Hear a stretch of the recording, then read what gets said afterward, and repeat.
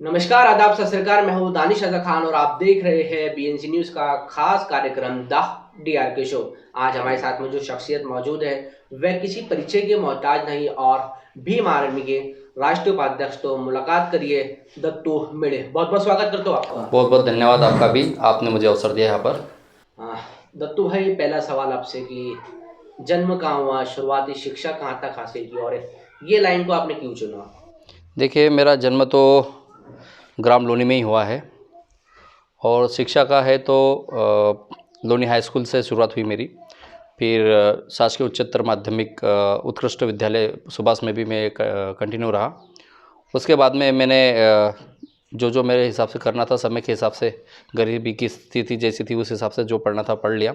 फिर मेरे को एक कीड़ा था लोगों की मदद करने का, तो उस समय से लेके तो आज दिनांक तक मैं मदद ही करते आया हूँ, क्योंकि मेरे को इंटरेस्ट उसी में था। मैंने कई पेपर एजेंसियों में काम किया, मैं पत्रिका अखबार में रहा, राज एक्सप्रेस में रहा, मैं स्वदेश में रहा, मैं समय गति में रहा, मैं ऐसे जितने भी अखबार है अखबार लाइन में अच्छे से रहा। एक हॉकर के रूप में मैंने काम किया पहले। मेरे जीवन की शुरुआत हॉकर से चालू की। फिर मैंने धीरे से कंपनियों में इंटरव्यू दे के मेरे को अच्छे सा पद मिलकर मैं उसमें काम किया कंपनी में, और मेरे को भी काफ़ी अच्छा अनुभव मिला। उस अनुभव के आधार पर फिर मैंने अन्य कंपनियाँ भी, कुछ इंश्योरेंस कंपनियाँ ज्वाइन की। उस इंश्योरेंस कंपनियों पे कुछ इनकम मेरे को स्रोत अच्छा मिलना चालू हो गया। फिर कई कंपनियां फ्रॉड हो जाती है या कुछ ना कुछ कारण लॉस हो जाता है, तो उस कारण भी मेरा भी थोड़ा विश्वास डगमगाया। फिर मैंने उस लाइन को, फील्ड को छोड़ के पुनः मैं 2009-10 के बीच में मेरे को एक नौकरी लगी खेल विभाग में। तो खेल विभाग में भोपाल से मैं ज्वाइन होकर बुरहानपुर में आया और मैंने कुछ 2-3 साल उसमें काम किया। उसके बाद में मैंने देखा कि नौकरी कर रहा हूँ तो वो उस पेमेंट से खाली मेरा परिवार चल रहा था, लेकिन मेरे जो सपने थे कि मैं इस कुछ अच्छा मुकाम पे पहुंचूं या कुछ अच्छा करूं, तो मैं एक बंधा हुआ था, एक कोयले के बिल के तरह उसमें बन गया था। मैं कुछ वर्किंग कर नहीं पा रहा था, समाज के लिए कुछ कर नहीं पा रहा था। तो मैंने उसको साइड में रख दिया, मतलब मैंने छोड़ दिया उसको और सीधा सीधा फील्ड में उतर गया। रात दिन मैं दौड़ते रहा, जहाँ पर भी अन्याय अत्याचार हुए मैं अपने अपने स्वयं के खर्चे से हर जगह गया, और आज भी अपने स्वयं के खर्चे पे सब दूर जाता हूँ। और जाकर जहाँ न्याय की बात है वहाँ मैं ज़रूर जाता हूँ गरीबों के लिए, क्योंकि यहाँ पर जो अभी का जो शासन प्रशासन और सत्ताधारी लोग हैं वो गरीबों की आवाज़ नहीं सुनते हैं, जानबूझ के बहरा बन जाती है। इसके लिए मैंने ये फील्ड चुनी है और इस फील्ड में मैं आखिर तक रहूँगा, इसके लिए मुझे कुछ भी करना पड़े। जैसे कि आपने कहा अभी कि शासन प्रशासन कुछ नहीं सुनता, लेकिन हाल ही के अंदर लाडली बहना योजना मुख्यमंत्री शिवराज सिंह चौहान ने निकाला है और भी कई तरह के लाभ तो जनता को मिल रहा है। आप कह रहे हैं सुन रहे हैं। देखिए, अभी है चुनावी सत्र चालू होने वाला है। ये जिस समय जीते थे, अभी मान के चलो 2014 से पूरी बीजेपी शासन चल रहा है, तो 14 से इन्होंने ये योजनाएं क्यों नहीं चलाई? अभी आखिरी आखिर में इसलिए चला रहे हैं क्योंकि हम इन्हें वोट बनाना है। लाडली बहन जो अभी स्कीम चालू की है, इसका वोट कन्वर्ट करना है इनको। अब बहनों का वोट कैसा मिलेगा?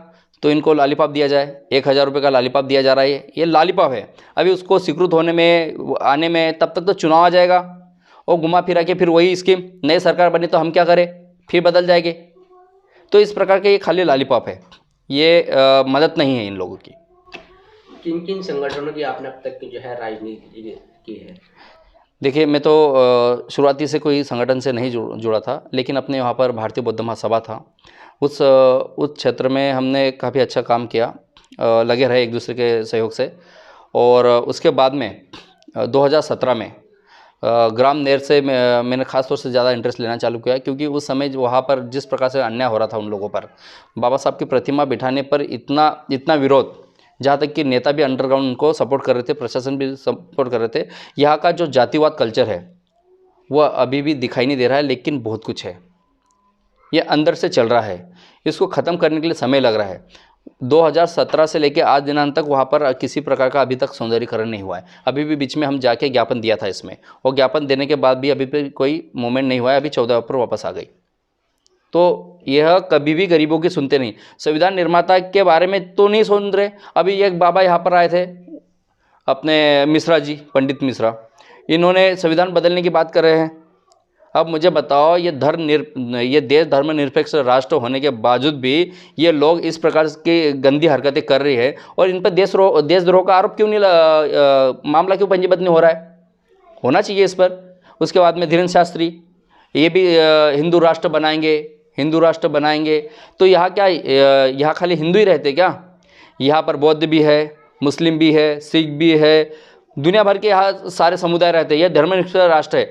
यदि आप एक को लेके चलोगे तो ये गलत बात है, ये देशद्रोह का मामला है। इन लोगों पर देशद्रोह का मामला पंजीबद्ध होना चाहिए। इसके लिए हम हमेशा तैयार हैं। इसके लिए हमने यहाँ पर ज्ञापन भी दिया था, कई बार ज्ञापन दे चुके हैं। वैसे यहाँ पर क्या हो रहा है, बुरहानपुर ज़िले के कल्चर में कुछ राजनेता अपनी रोटी सेकने के लिए इन्होंने अभी एक नया फंडा लाया। इनके पास में काम तो कुछ है ही नहीं। बुरहानपुर में कितने कहाँ गड्ढे पड़े हैं, कहाँ पर किसी गरीब को कुछ मिला नहीं है, वो उधर ध्यान नहीं है। और यहाँ पर आएंगे, अभी हम ब्रह्मपुर बनाएंगे, अब फलानापुर बनाएंगे, ये बनाएंगे, वो बनाएंगे। फिजूल के पोस्टर बैनर लगाकर ज़िले के जो माहौल है उसको ख़राब करने का काम कर रहे हैं। और इसको ख़राब होने के बाद में वही हिंदू मुस्लिम होगा। हिंदू मुस्लिम करने के बाद में फिर वो वापस वोटों वाली राजनीति करेंगे।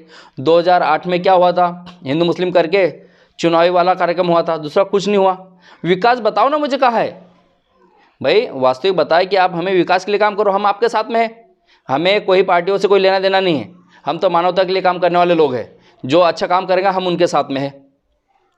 हम मानवता वाले लोग हैं। हम बौद्ध धर्म को बिलोंग करते हैं और इसलिए हम मानवता को मानते हैं। लेकिन बुरहानपुर के लोग तो कह रहे हैं कि बुरहानपुर विकास की ओर बढ़ रहा है। देखो, विकास कहाँ, कागजों पर विकास है। मुझे बताओ रोजगार के लिए कौन सा काम किया गया है? मुझे बताओ, अपने माननीय सांसद जी अपने वहाँ नंद कुमार सिंह चौहान जी आ रहे, बताइए कोई बड़ा उद्योग का यहाँ पर कार्यक्रम हुआ है इतना? बताइए मुझे। अभी ज़िले में जो 50-50 लाख की प्रतिमा लग रही है या जो भी XYZ खर्चे लग रहे हैं, आप जो व्यय कर रहे हो, इससे अच्छा तो कोई रोज़गार के लिए नया उद्योग धंधा चालू करो। तो हमेशा किसी का पेट पलेगा, तो 17 लोग आपके साथ जुड़ेंगे, आपका वोट बैंक बना रहेगा। ये इस ओर नहीं ध्यान दे रहे, ये खाली जातिवाद वाला काम कर रहे हैं, इसके अलावा कुछ आता नहीं इनको।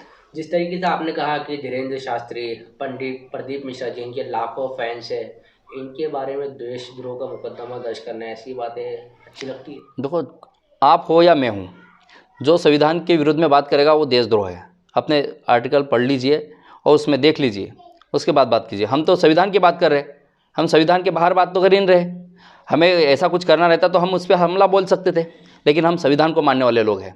हमने हमारी जो प्रोसेस थी ज्ञापन के माध्यम से हमने समझाई सरकार को, लेकिन उसके बाद भी सरकार नहीं समझ रही, क्योंकि सरकार के कुछ चुनिंदे जो परिंदे हैं वो उनके चरणों में जाके गिरते हैं। अपना स्वयं का भविष्य उनसे जानते, जबकि वो धीरेन्द्र शास्त्री को ये मालूम नहीं है कि मेरा भाई अरेस्ट होने वाला है। वो क्या लोगों का भविष्य बताएगा? हाँ, क्या भविष्य बताएगा, बताइए ना आप। लेकिन लाखों लोग तो उनके दरबार में डेली आते हैं। देखो, ये जो अभी लोग कह भी रहे हैं कि हमको फायदा हुआ है। देखो, ये क्या है, मन घड़त कहानियाँ है। अब 100 में से यदि 10 लोगों का फ़ायदा हो गया और 10 का बोलबाला इतना होता है कि 1000 लोगों के बराबर बताया दिया जाता है, तो अपन क्या करें? एक काल्पनिक बातें बताते हैं, आगे पीछे का बात हो जाएगा, जाओ हो जाएगा। ऐसा क्यों नहीं बताते कि लो हो गया, ये लो हो गया? ऐसा क्यों नहीं होता है भाई? ऐसा होना रहता तो उनका भाई जेल में जाता नहीं?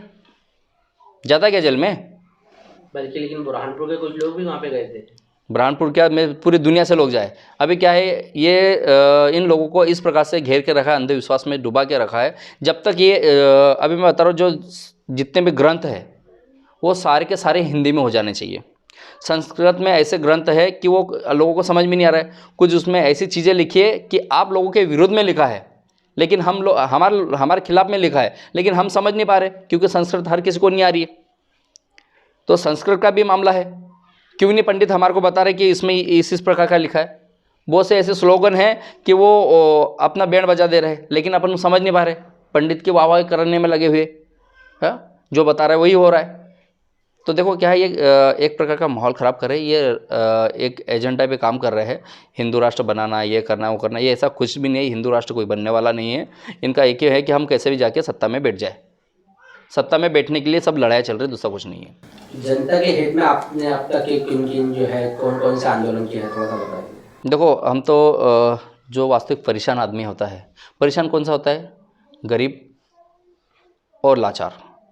ये लोग अपनी आवाज़ वहाँ तक नहीं पहुँचा पाते, उनको हम वहाँ तक ले जाते, उनकी आवाज़ मजबूत करते हैं, उनको न्याय।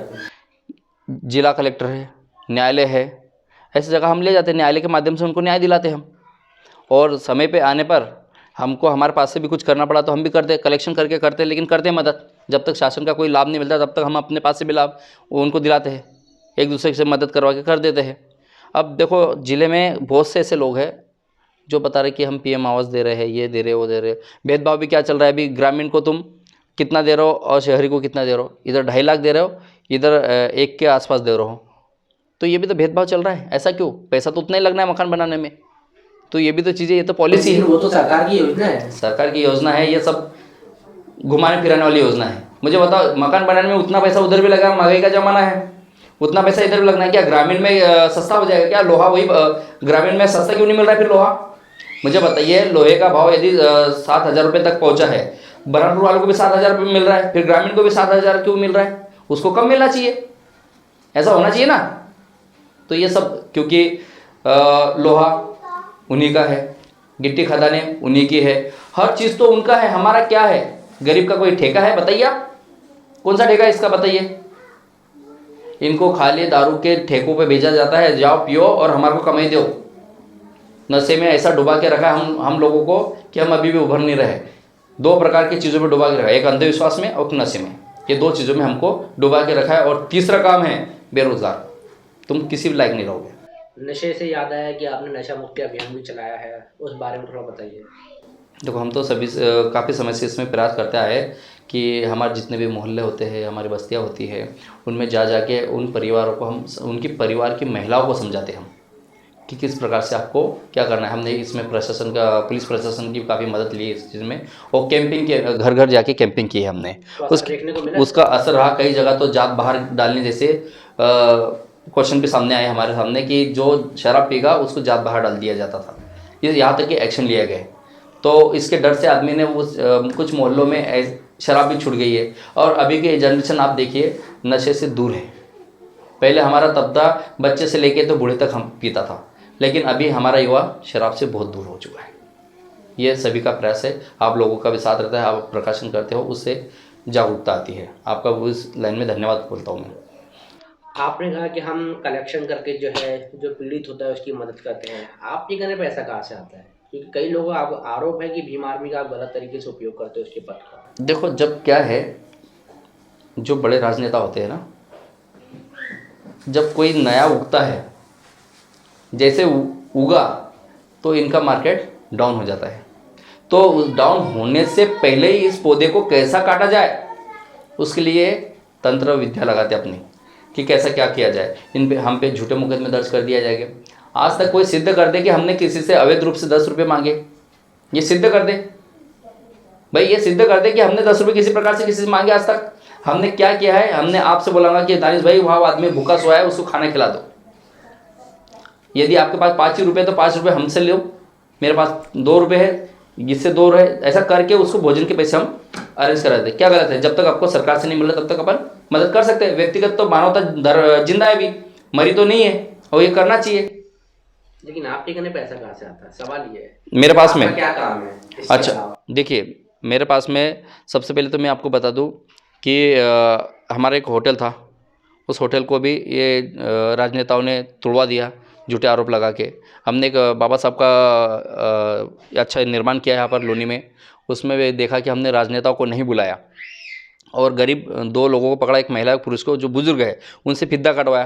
तो कहीं ना कहीं उन लोगों को लगा कि ये क्यों महत्व दे नहीं रहा है। भाई, जो आदमी वहाँ मेहनत कर रहा है उस लोगों से यदि फिद्दा कटवाए तो अच्छी बात है। तो कहीं ना कहीं उनको चुभा, तो वापस उन्होंने हम पे झूठे मुकदमे दर्ज करवाए। क्योंकि कांग्रेस बीजेपी का काम वही है, किस प्रकार से इनको मारना है। यदि प्यार से मान गया तो ठीक है, कुछ ले दे के माना तो ठीक है, नहीं माना तो फिर मामला पंजीबद्ध करो और जेल जाने दो। जब भी चुनाव आते हैं तो दत्तू मेड़े के नाम से इनकी फट्टी है, तो वो क्या करते हैं, इस पे मामला मुकदमा दर्ज करो, इसको फरारी करो। पिछली बार भी वही हुआ, क्योंकि हम सच्चाई की आवाज़ उठाने वाले लोग हैं, सच्चाई के लिए लड़ने वाले लोग हैं। तो इन लोगों को सहन नहीं होता है, क्योंकि ये जो गुमराह करते हैं लोगों को, हम उनका वो जाल हटा देते, वहाँ से लोगों को गुमराह होने नहीं देते।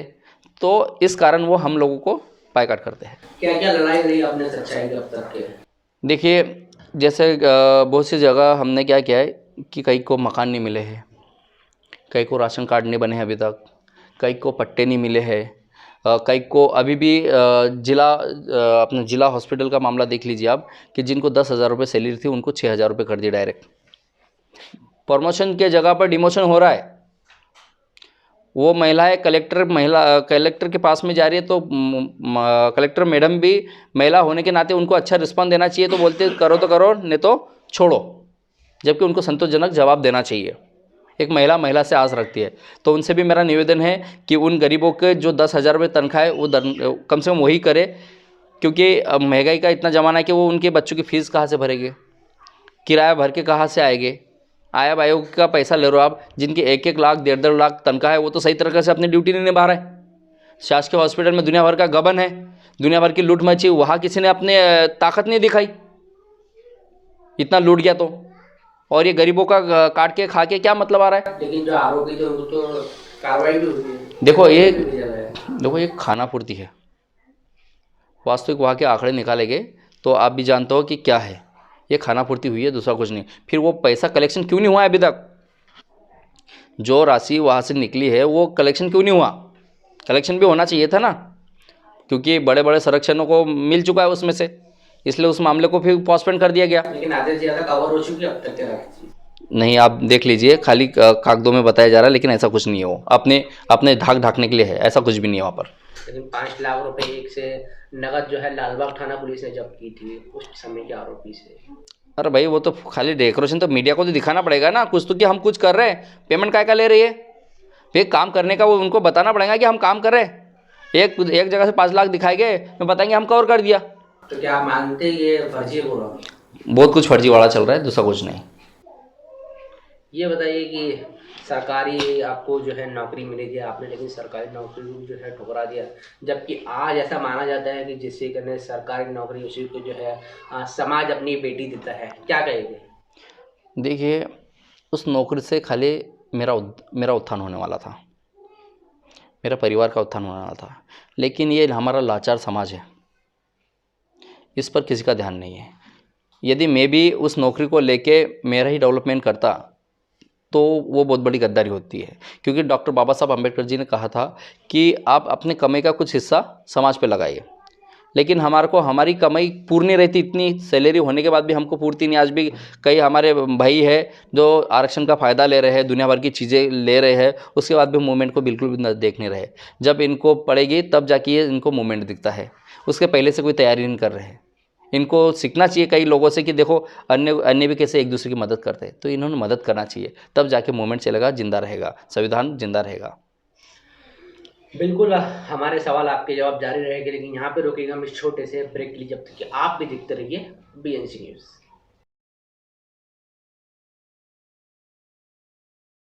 तो ब्रेक के बाद एक बार फिर आपका स्वागत है बीएनसी न्यूज़ के विशेष कार्यक्रम द डीआरके शो के अंदर। हमारे साथ में मौजूद है भीम आर्मी के राष्ट्रीय उपाध्यक्ष दत्तू मेड़े। अगला सवाल आपसे यह है कि क्या प्लानिंग है आपकी भविष्य को लेकर आपके? देखिए, हम तो चाहते हैं कि जब तक सत्ता में हम नहीं काबिज हो गए, हमारे लीडर ऊपर नहीं जाएंगे, तब तक सारी चीज़ें असंभव हो रही है।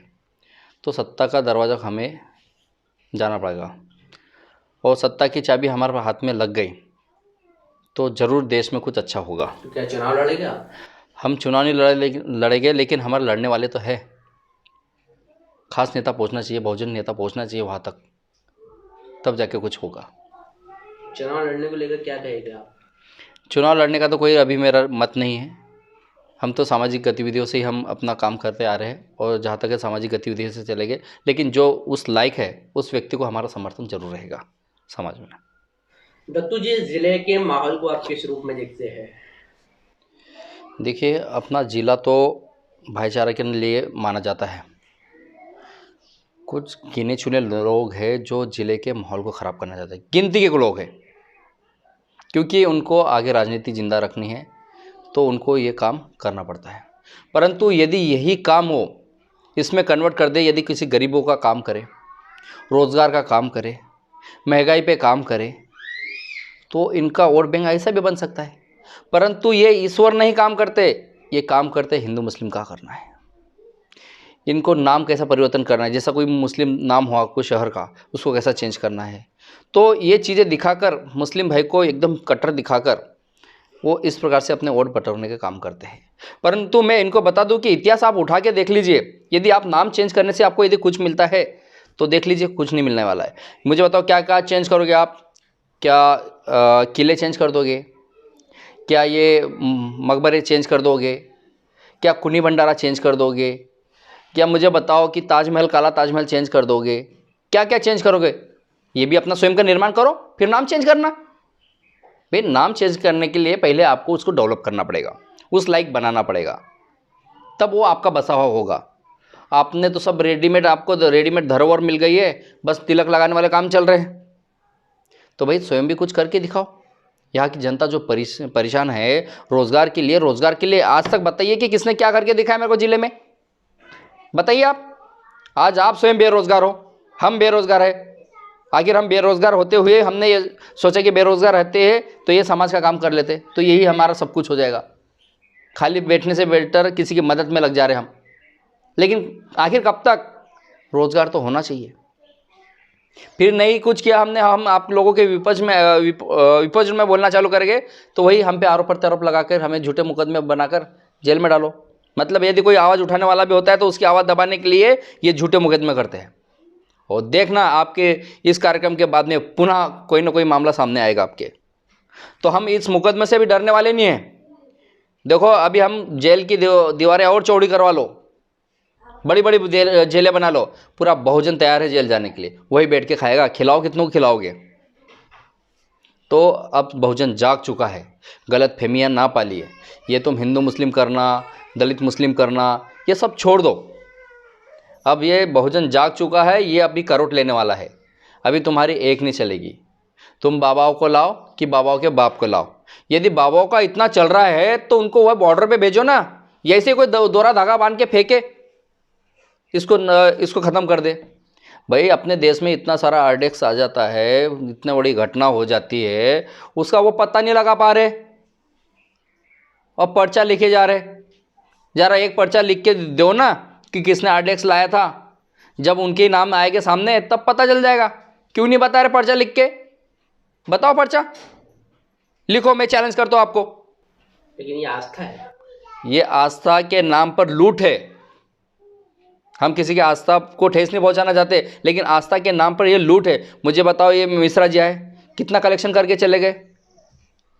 भाई यदि वही कलेक्शन यहाँ पर वो जिले को सौगात देके जाता कि इससे इसका उद्धार किया जाए, हर रोजगार के लिए कुछ खोला जाए, तो वास्तविक में हम भी उसको नमन करते। लेकिन वो तो वहाँ पे भगवान का मंदिर बना रहे हैं, उसके अंदर खर्चा करें। मुझे बताओ यदि मंदिर बनाने से रोजगार मिल जाएगा, किसको रोजगार मिलेगा बताइए? उसमें दान पुण्य डाला जाएगा, वो दान पुण्य किसको मिलेगा? लेकिन वो तो जनता का दिया हुआ योगदान है, तो तो दान है वो। भाई वही दान से कोई फैक्ट्री भी खोल सकते हो, कोई स्कूल भी खोल सकते हो, कोई कॉलेज भी खोल सकते हो, कोई मेडिकल कॉलेज भी खोल सकते हो, कोई इंजीनियरिंग कॉलेज भी खोल सकते हो। तो वो खोल रहे हैं वहाँ पर, क्या खोल रहे हैं? श्योर के अंदर उनके काम चालू है। क्या क्या कर रहे हैं? मंदिर खोल रहे हैं। मंदिर से क्या होने वाला है?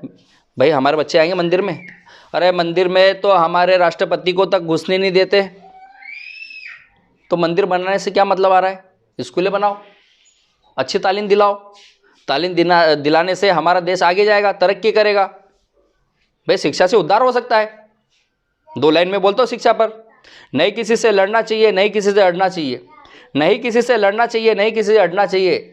शिक्षा से ही हो सकता है जीवन का उद्धार। इसे नहीं समझा तो फिर रह जाओगे बेकार, रह जाओगे बेकार। तो ये हमारे को शिक्षा से वंचित कर रहे। अभी शिक्षा को इन्होंने निजीकरण में भेज दिया, हर चीज निजीकरण हो रही है। फिर कहा रहा आरक्षण, आरक्षण का मतलब भी कहा रहा। और आरक्षण भी अब मुझे बताइए कि इतने सारे तबके को कहाँ आरक्षण बांटोगे?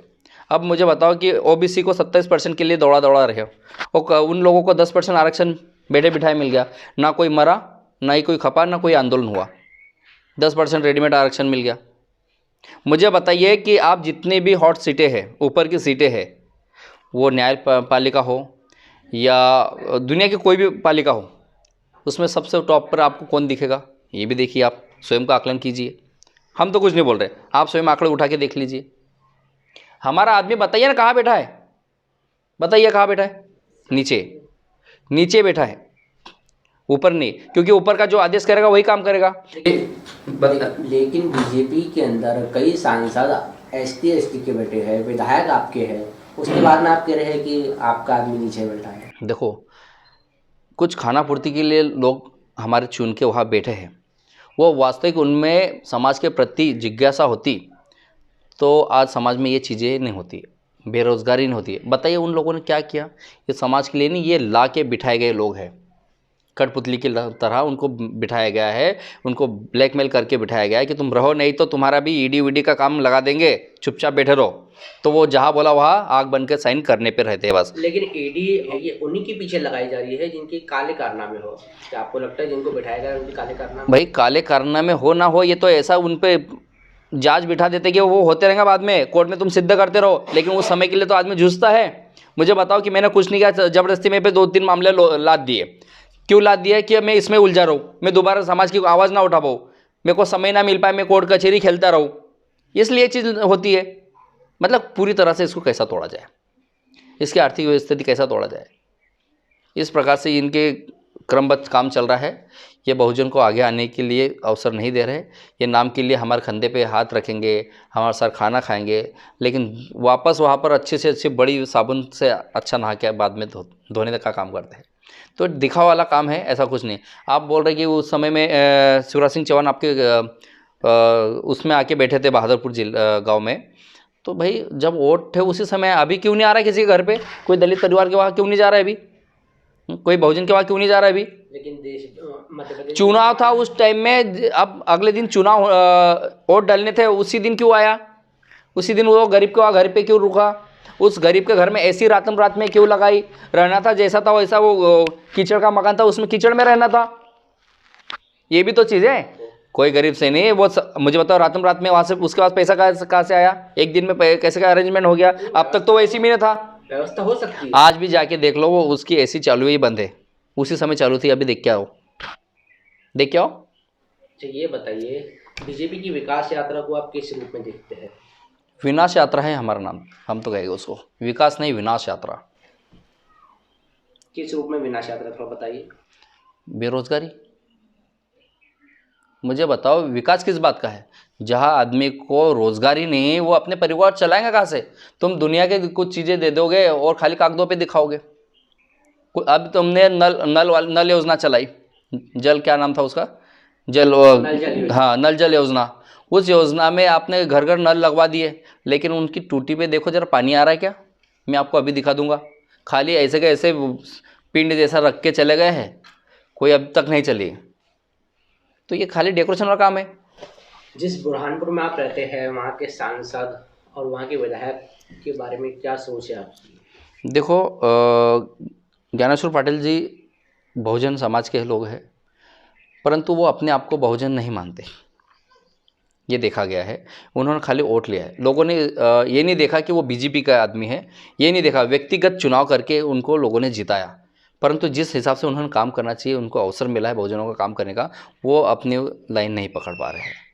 क्योंकि मैं तो बोलता हूँ कि उनको अभी तक वो अभी एक मीडिया के आदमी ने क्वेश्चन किया था कि राष्ट्रीय खेल कौन सा है, वो उसमें उलझ गए। तो अब बताओ विकास यात्रा कहाँ चालू करेंगे वो? जिस सांसद को अपने राष्ट्रीय खेल का नाम पता नहीं है, उसका क्या करेंगे आप? विधायक के बारे में क्या कहेंगे? विधायक जी क्या बस चुनाव थे तब तक चमके और ऐसे गायब हुए कि कभी वापस आए नहीं, वापस आए ही नहीं। लेकिन वो तो एक्टिव है, जाते हैं। हाँ तो फिर वही, आजकल सोशल मीडिया खरीद के रखा है, जिसको विज्ञापन दो, काम चलता रहेगा, वही चलाएंगे, दूसरा कुछ नहीं। हाँ अभी भी मुझे एक ही बात आती है कि ज़िले में रोज़गार के लिए कौन क्या कर रहा है। सबसे बड़ा मुद्दा है रोज़गार के लिए क्या है यहाँ पर। यहाँ इतना सारा तबका है युवा कि वो बेरोज़गार घूम रहा है, सुसाइड कर रहा है। आप आंकड़े उठाइए, सबसे ज़्यादा सुसाइड के मामले रहेंगे, और कारण यह है बेरोज़गारी। मजबूरी में शराब पी रहा है और शराब के नशे में जाके कहीं ना कहीं कूद जा रहा है, रोज़गार नहीं है। तो इसके जवाबदार भी ये लोग हैं। ये इनकी हत्या इनके हाथों से हुई है, क्योंकि इनके पास अवसर है, इन्होंने इनको अवसर नहीं दिया रोज़गार का। ये चाहते तो ज़िले में कुछ अच्छे सा ला सकते हैं, अभी भी समय है। इनसे निवेदन है कि आप कुछ अच्छा लाओ ज़िले में, कि मिसाल बने। आप रहो ना रहो, आपके बाद भी वो रहेगा। बहुजन समाज पार्टी भी थी बहुजन लोगों के लिए, आपने भीम आर्मी को ही क्यों चुना? भीम आर्मी एक सामाजिक संगठन है, समाज के उत्थान के लिए हमेशा तत्पर है। और बहुजन समाज पार्टी माननीय कांचीराम साहब जी की द्वारा निर्मित की गई है। अभी बहन जी उसको चला रही है, सुप्रीमो बहन जी है उसमें। हमारा बहन जी से बहुत अच्छा है, और जहाँ बहन जी अपनी सीट खड़ी करेगी हम वहाँ उनको समर्थन देंगे। समर्थन देंगे आप उन्हें? हाँ उनके, हाँ बिल्कुल, बहुजन है, बहुजन के साथ है हमेशा।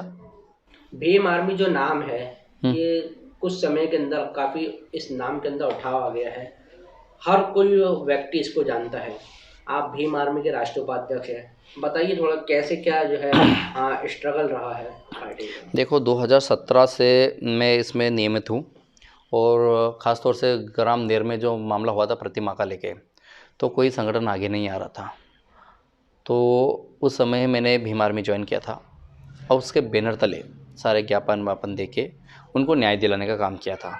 फिर मेरा भी उस पर विश्वास बैठा, धीरे धीरे मैंने लोगों को इकट्ठा किया, उन्होंने भी वर्किंग करते रहे, मुझे न्याय मिलता रहा, ऊपर से भी अच्छा सपोर्ट मिलता रहा। भीम आर्मी एक ऐसा मंच है जो गरीबों को स्टेज पे लाती है, बोलना सिखाती है, नेता पैदा करने वाली संस्था है ये, अपना अधिकार दिलाने वाली संस्था है, गरीबों के सुख दुख में हमेशा खड़े रहने वाली संस्था है। नेता खाली डेकोरेशन के लिए नहीं, हमारे बड़े भाई चंद्रशेखर आज़ाद जी कभी भी जब भी कोई घटना दुर्घटना होती है तो सबसे पहले पहुंचते हैं। वो कहीं पर भी हो, वो कैसी भी व्यवस्था करके आ जाएंगे और वहाँ पहुँचेंगे। आप कोई भी कांड लीजिए, सबसे पहले कौन सा नेता पहुँचा है, तो हमारे भाई चंद्रशेखर आज़ाद जी पहुँचे हैं, हमेशा तत्पर रहे। मुझे बताइए आपके नेता कौन से दौड़े इधर से, कांग्रेस के नेता, बीजेपी के नेता? हमारे नेता हाँ? कौन है वो? मैं बता रहा हूँ, आप भाई आप मीडिया उसकी वही से चल रही है ना, गोदी मीडिया वर्किंग वही काम कर रही, उन्हीं को दिखा रही, तो हम आपकी ही बोलेंगे क्योंकि उनके गोद में कौन बैठे हैं, आप बैठे हो भाई, तो हम तो आपको उन्हीं की मीडिया बोलेंगे ना। अच्छा ये बताइए कि भीम आर्मी मध्य प्रदेश के अंदर आने वाले जो लोकसभा चुनाव है, विधानसभा चुनाव है, इसके अंदर कितना शक्ति प्रदर्शन अपना करेंगे? देखो हमारे तो जैसे ऊपर से आदेश होगा, जैसी गाइडलाइन जारी होगी उस आधार पर हम हमारे प्रतिनिधि यहाँ उतारेंगे और 100% रिजल्ट देंगे हम इस बार। फिर भी क्या थोड़ा सा कुछ बताइए, कितना जो है प्रभाव देखने को मिलेगा इस बार? देखो बहुजन जाग चुका है और इस बार हर कोई नया चाहता है, तीसरा विकल्प चुन रहे, बहुत हो गया कांग्रेस बीजेपी, क्योंकि कांग्रेस भी विपक्ष होने के बाद भी आज तक कोई काम विपक्ष में नहीं दिखा रही है। मुझे बताइए कि जिले में कौन सा मुद्दा उठा रही है अभी वो, अभी जैसा यह बैनर पोस्टर से विवाद करने की स्थिति आ रही है, लेकिन कांग्रेस आके खड़ी नहीं हुई कि भाई ये चीज़ें मत करो, वो चीज़ें मत करो, विवाद की स्थिति हो रही है। बताइए कौन सा आवाज़ उठाया उन्होंने, बताइए, कुछ भी नहीं कर रहे हैं। तो नाम के लिए यहाँ पर विपक्ष रहा है, विपक्ष भी खत्म हो चुका है, कांग्रेस बीजेपी एक ही है, कोई उनमें फेरबदल नहीं है। एनआरसी सीए कानून को आप क्या कहेंगे? देखो ये तो हमने इसके लिए काफ़ी अच्छी लड़ाई लड़ी, काफ़ी समय तक लड़ाई, इसका विरोध हमने भी किया, हम हमारे मुस्लिम भाइयों के साथ में हमेशा डटे रहे। ये कोई ज़रूरी नहीं था कि मुस्लिमों पे ही लगा था, ये जानने वालों के लिए था कि ये सभी के लिए था, ये सभी को एक प्रकार से गुमराह कर रहे थे और लड़ा रहे थे। ये एक प्रकार से पॉलिसी चल रही है, देख लो आप, अपना नोटबंदी हो या दुनिया भर की जो भी योजनाएं लाई इन्होंने, वो सारी गुमराह करने वाली योजनाएं हैं। देश में खलबली मचाना, वोट बनाना, खलबली मचाना, वोट बनाना, लेकिन रोज़गार की ओर किसी का ध्यान नहीं है, रोज़गार नहीं। और महंगाई ऐसी बना रहे कि बता नहीं सक रहे। आज की गैस की टंकी के भाव देखो आप, 1150 के आसपास चल रहा है कार्यक्रम, 1200 भी हो जाएगा मैं तो बोल रहा हूँ। और वो 1200 क्या, वो पूरा 2000 रुपये कर देंगे, लेकिन हम कुछ नहीं कर पाएंगे क्योंकि हम इधर फिर नया माहौल तैयार करेंगे, कुछ ना कुछ फिर हिंदू मुस्लिम करेंगे, तो कभी ये करेंगे, तो हमारा ध्यान भटकाया जाता है, लेकिन हमारा ध्यान इधर नहीं है। पेट्रोल देखो आप, देखो ना कहाँ से लाए, जो चूल्हे आपने फ्री दिए थे, गैस सिलेंडर फ्री दिए थे, फिर उसको भरेगा कहाँ से? कईक ने तो वो चूल्हों को फेंक दिया है, वही वापस जंगल से लकड़े ला रहे हैं। मैंने तो अभी बीच में एक वीडियो चल रहा था कि गैस टंकी जो बेचने वाला उसके कपड़े पहने हैं, वो लकड़ी का वजन लेके आ रहा है। बताओ कि वो क्या करेगा बेचारा, दो इतनी महंगी टंकी लेके। रोज़गार भी तो होना चाहिए, ज़िले में यहाँ पर रोज़गार नहीं है और काम भी मिलता है तो 6000 के ऊपर नहीं है, अच्छे से अच्छे ग्रेजुएशन वाला भी 5000 10,000 के बीच में ही काम कर रहा है, कहाँ जाएगा रोज़गार के लिए? तो मेरा सबसे अपील है कि आप इस ज़िले में कुछ रोज़गार के लिए कुछ नई मुहिम छेड़ो और अच्छा कोई उद्योग धंधा तैयार करो। हिंदू राष्ट्र पर क्या कहना चाहिए? हिंदू राष्ट्र की जो मांग है टूल पकड़ रही है दिन पर दिन। मैंने आपको पहले भी बताया, हिंदू राष्ट्र बनाओ। अगर हिंदू राष्ट्र की घोषणा हो जाती तो क्या करेंगे यानी आप? हम तो बोलते हैं आपको जो बनाना बना दो, बनाओ, लेकिन आदमी यहाँ ये भी तो देखो कौन कौन है। सबका मान सम्मान रखने वाला काम करो ना।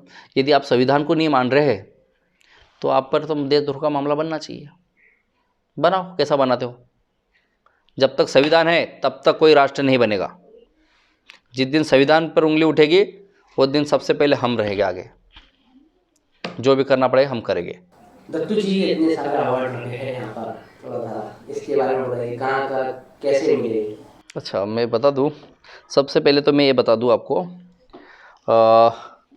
अपने वहाँ पर माननीय कलेक्टर महोदय RN सिंधिया थी और पुलिस अधीक्षक अनिल कुशवाहा जी थे उस समय में। 2016 की बात है। मतलब बताइए दर्शकों को। 2016 की बात है। उस समय में मैंने एक शॉर्ट फिल्म बनाई थी जिसमें लोकल के ही लोगों को लेके मैंने बनाई थी शॉर्ट फिल्म, और एक गाना भी लिखा था, डॉपिंग किया था उसको, और उसको भी अच्छे से चलाया था मैंने। और उसकी एक CD बनाई थी हमने,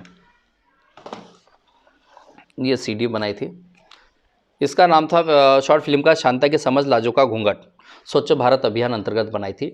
इसमें मुझे दिल्ली में उत्कृष्ट पुरस्कार से सम्मानित किया गया था, जिसका अभी भी प्रमाण है।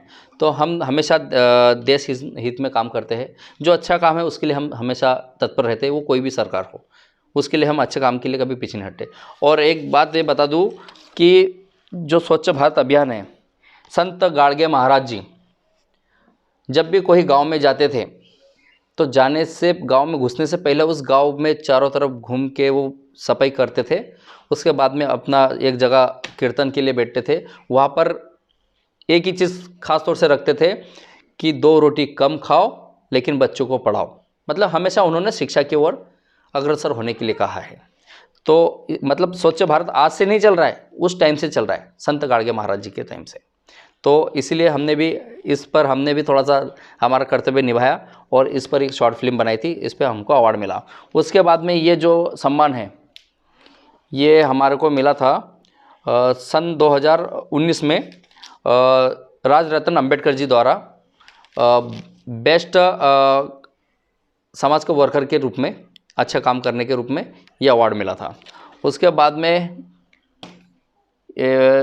शिक्षा मंत्री द्वारा सम्मानित किया गया था हमारे को। फिर दिल्ली में वापस भीम आर्मी द्वारा भी अन्य राज्यों में भी बेहतरीन काम करने पर हमको अवार्ड से सम्मानित किया गया था। फिर ज़िले में भी कई जगह सम्मानित किया गया। ऐसे बहुत से चीज़ें हैं। एक बैग भर के हमारे पास सर्टिफिकेट पड़े हैं। अब मेरे को स्वयं याद नहीं कि मैंने क्या क्या किया। मैं तो बस करते चला गया हूँ और करता रहूँगा, मरते दम तक अच्छा जो बनेगा मैं इसे करता रहूँगा। और जिन लोगों को मेरे विपक्ष में उल्टा करना है करते रहिए, मैं सीधा ही करते रहूँगा। बहुत बहुत शुक्रिया हमको समय देने के लिए आपका। आपका भी बहुत बहुत धन्यवाद। तो ये थे भीम आर्मी के राष्ट्रीय उपाध्यक्ष दत्तू मीणे, जो हमेशा जो है विवादों के अंदर और जो है चर्चाओं के अंदर बने रहते हैं। तो फिलहाल आज के कार्यक्रम में इतना ही। फिर मिलेंगे किसी नई शख्सियत के साथ। जब तक कि आप भी देखते रहिए BNC न्यूज़।